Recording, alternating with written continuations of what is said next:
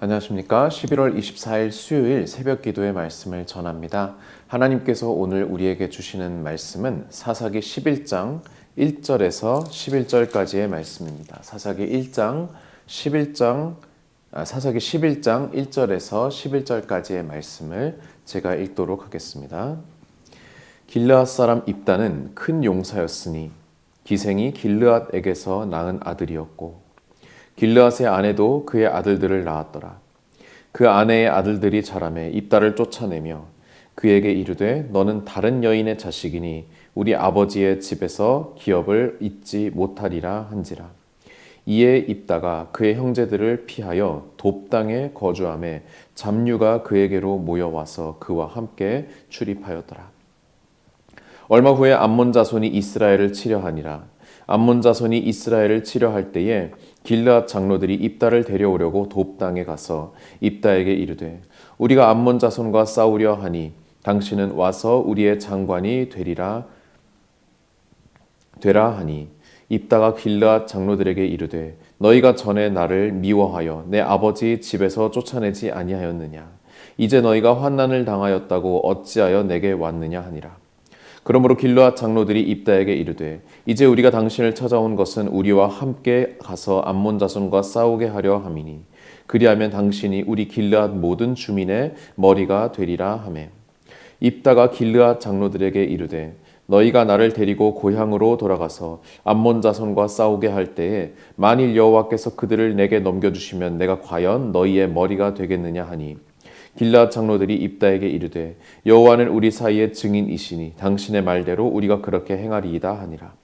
이에 입다가 길르앗 장로들과 함께 가니 백성이 그를 자기들의 머리와 장관을 삼은지라. 입다가 비스바에서 자기의 말을 다 여호와 앞에 아르니라. 아멘. 오늘 우리가 함께 읽은 말씀은 이제 사사 입다에 대한 그 이야기가 본격적으로 시작되는 부분입니다.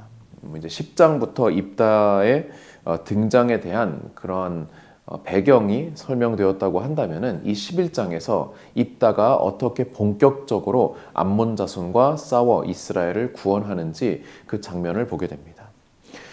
11장 1절에 보면은 길르앗 사람 입다라고 나와 있습니다. 이 길르앗이라고 하는 것은 기본적으로 요단강 동편에 므낫세 반지파가 위치해 있었는데 그 동편의 므낫세 반지파, 나머지 반지파는 요단강 서편에 있었고요. 그 동편에 있었던 므낫세 반지파를 일반적으로 길르앗이라고 그렇게 부르곤 했습니다. 그런데 이 길르앗 중에서 이 입다는 길르앗 땅의 선조라고 할 수 있는 이 길르앗의 아들이라고 그렇게 나와 있습니다. 그런데 문제가 있었는데 바로 기생이 길르앗에게서 낳은 아들이었죠. 사실 그 출신이 정통하다고 볼 수가 없었습니다.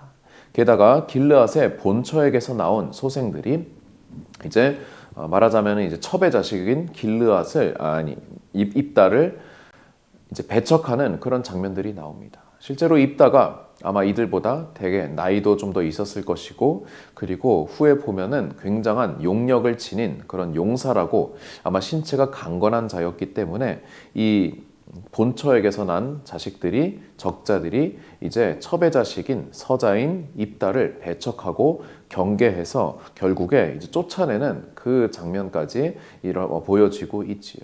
사실 우리나라 역사에서도 이것은 굉장히 자주 일어난 그런 일이라고 할 수 있겠습니다. 그런데 이 입다가 쫓겨난 이후에 어디로 갑니까? 돕당으로 갑니다. 이제 므낫세 반지파의 동편 영역이 갈릴리 호수의 그 오른편이라고 볼 수가 있는데요. 거기서도 더 북동쪽으로 올라가서 아람 지역의 그 땅에 돕이라고 하는 성읍이 있었습니다. 그렇기 때문에 이 돕 지역은 므낫세 지파의 영역도 아니었고 아람의 영역이었기 때문에 그렇기 때문에 이 입다가 그 돕 땅에서 잡류, 여러 불량배들을 거느리고 세력을 이루었다라고 하는 것을 보게 되면은 이것이 단순한 그런 불량배 집단이 아니라 실제로 어느 정도의 그런 무력을 지니고 있었던 그런 군사 집단, 하나의 원시적인 군벌 형태라고 그렇게 우리가 볼 수 있을 것입니다. 그런데 문제가 생기죠. 4절 얼마 후에 암몬 자손, 이 암몬 자손은 요단 동편에 있었던 그 지파들보다 더 동남쪽에 위치했던 그런 이방 민족이었는데요. 그 암몬 자손이 이스라엘 백성을 치려고 올라왔습니다.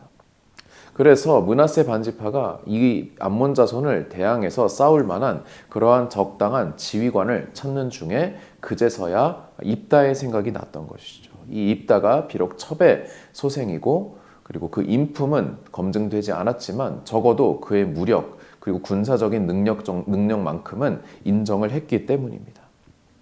그래서 장로들이 모여서 돕당으로 가게 됩니다.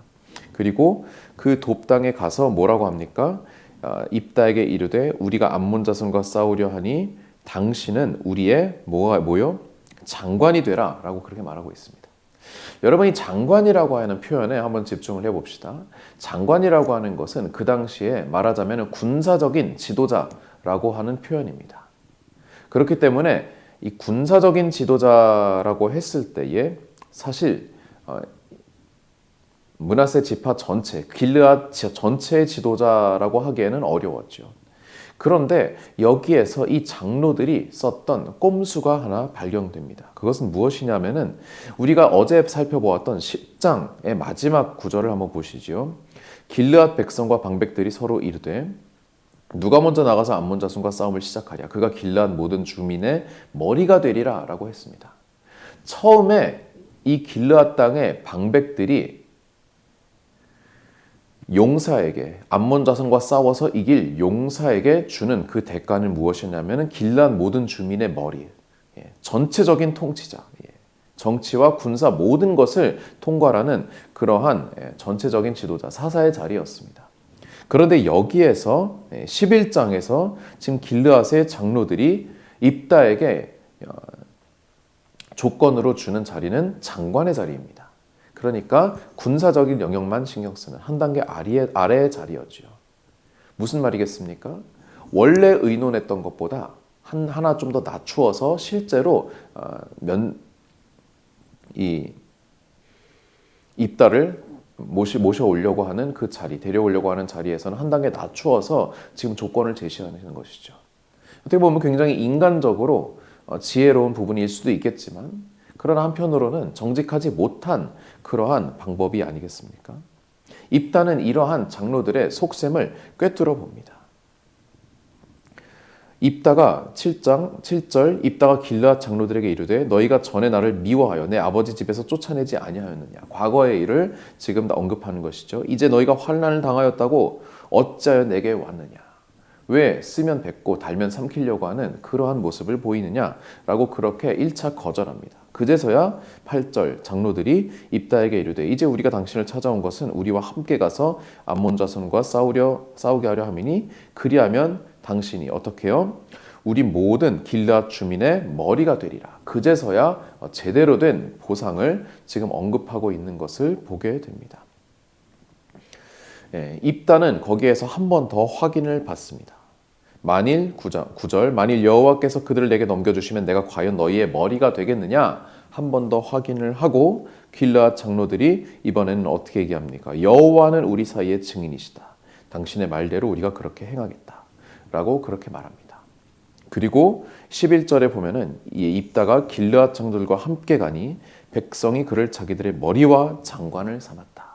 정치적인 또 군사적인 자리를 모두 입다에게 넘겨주는 것을 아직 전쟁이 일어나기 전에 넘겨주는 것을 보게 되고 미스바에서 입다가 자기의 말을 다 여호와 앞에 아뢰는 그런 장면이 추가되고 있습니다. 여러분 오늘 우리가 이 길르앗의 방백들이 장로들이 입다를 데리고 오는 그 모습을 볼 때에 어떤 점들을 우리가 발견할 수 있을까요? 성경에서 이 입다라는 인물 그렇게 많은 분량을 차지하고 있지는 않지만 굉장히 흥미로운 인물 중에 하나입니다. 첩의 자식으로 태어났고 굉장히 불우한 형제들에게 배척받는 그런 삶을 살았으나 그러나 그 자신의 무력 또 군사적인 능력은 굉장히 특출났고 먼 이방 땅으로 가서 불량배들을 거느리고 세력을 이루었고 다시 이스라엘의 므낫세 지파의 그 사사로 등극을 하여서 이제 이후에 나오게 되는 그 암몬과의 전쟁에서 승리하는, 그리고 또 그 뒤에 여러 가지 일들이 일어나는 굉장히 아주 다면적인 인물이라고 그렇게 볼 수 있습니다. 근데 그러한 입다를 므낫세의 장로들이 모시고 오는 그 장면에서 우리가 보게 될 것은 이 사이에 철저하게 인간적인 생각들이 오고 갔다는 것이죠. 사실 여러분,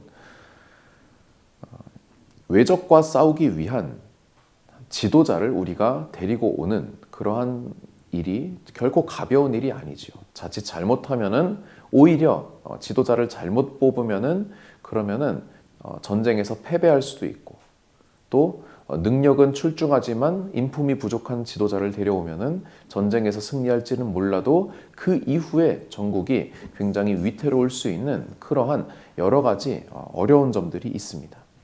그러나 여러분, 이 장면에서 이스라엘 백성들이 하나님께 여쭙고 그리고 하나님께 질문하는 장면이 등장했었는지 우리가 다시 한번 살펴봐야 할 것입니다. 물론 중간중간에 하나님의 이름이 나옵니다. 주로 이 여기에 등장한 사람들, 장로들과 또 입다가 자신의 주장을 할 때에, 자신의 생각을 이야기할 때, 또 자신의 생각을 남에게 설득하고 또 확신을 심어주기 위해서 하나님의 이름을 이용하는 그런 장면들이 많이 나옵니다.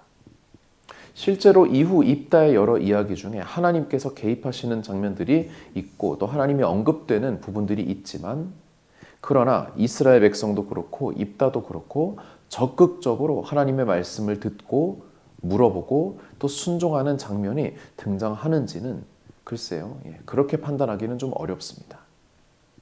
이 입다의 이야기는 이때 당시 사사시대 당시에 이스라엘 백성의 영적인 상태를 보여주는 하나의 에피소드라고 우리가 볼 수 있습니다. 여러 가지 닥쳐있는 문제들을 해결함에 있어서 하나님께 질문하기보다는, 하나님께 지혜를 구하기보다는 사람의 지혜와 사람의 감정과 그리고 사람의 나의 어린 시절에 받았던 상처, 나의 복수심, 나의 욕망, 이러한 것들에 의해 좌지우지되는 그러한 모습들을 더욱더 많이 보게 됩니다. 안타까운 일이죠. 그리고 하나님께서는 이 시대를 이후에 말씀하실 때에 각자 사람들이 자기 소견에 옳은 대로 행하였다라고 그렇게 평가를 하십니다. 사랑하는 성도 여러분, 우리가 지금 암몬 자손의 침략을 받고 있지는 않지만, 그러나 교회 대내외적으로 또한 가정에서 또 직장에서 여러 가지의 상황에서 우리 인생에 문제들이 발생합니다.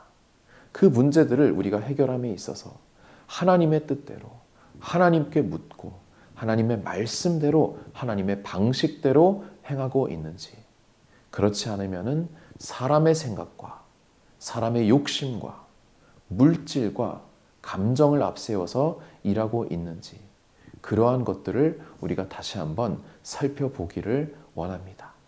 그리하여서 길르앗 장로들의 또 입다의 길대로 가는 것이 아니라 오직 하나님께 순종하는 하나님의 백성의 길을 걸어가는 우리 영암의 모든 권속들 되시기를 주님의 이름으로 축원드립니다.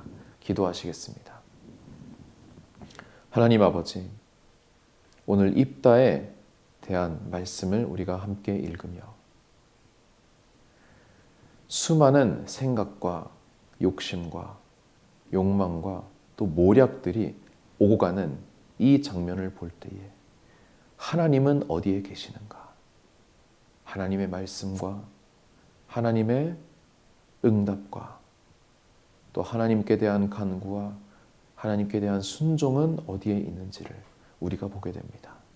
하나님, 혹시 우리 또한 입다처럼 길르앗의 장로들처럼 나의 욕심을 해결하기 위해 하나님의 이름을 갖다 쓰는 그러한 어리석음을 범하지 않게 하여 주시옵소서. 오히려 우리의 욕심을, 우리의 생각을 하나님 앞에 내려놓고 하나님의 뜻대로 이루어지게 하옵시고 하나님의 말씀에 순종케 하여 주시옵소서. 그렇게 기도하는 우리 영암의 모든 권속들 되게 하여 주시옵소서. 함께하여 주실 줄을 믿사오며 감사드리며 예수님의 이름으로 기도드립니다. 아멘.